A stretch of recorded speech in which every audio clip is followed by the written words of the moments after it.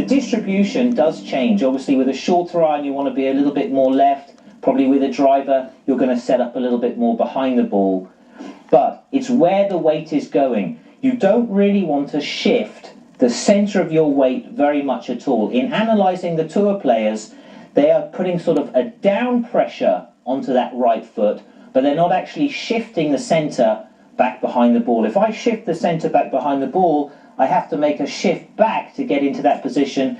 That's going to be inconsistent. So in the backswing, the weight turns, the right leg is straightening a little bit, the right hip is going behind you a little bit, and you're really pressing down into that right heel, inside of that right foot, very much on the inside, never on top of the ankle or on the outside of the foot.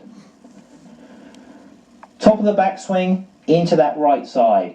Now the transition is very interesting. There is a push off from your right heel across to your left toe. So the weight actually works diagonally, but the center is still very, very still, very level to the ball. So the transition is a key part.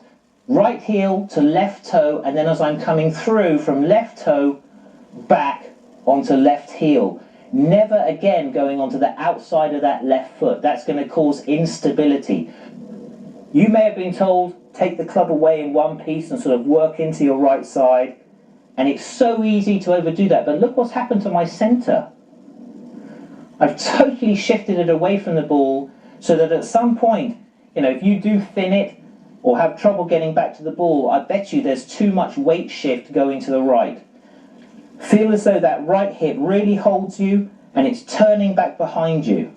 So the top of the backswing, the weight is very much centered on the inside of that right foot.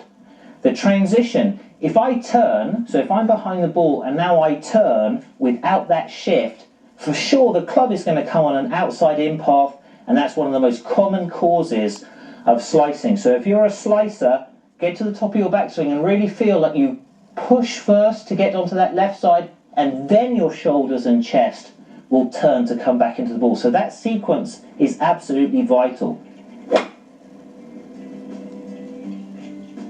If you tend to have a hook shot or a two-handsy through the ball, then probably in transition you're moving too much past the ball. So that push-off is too exaggerated.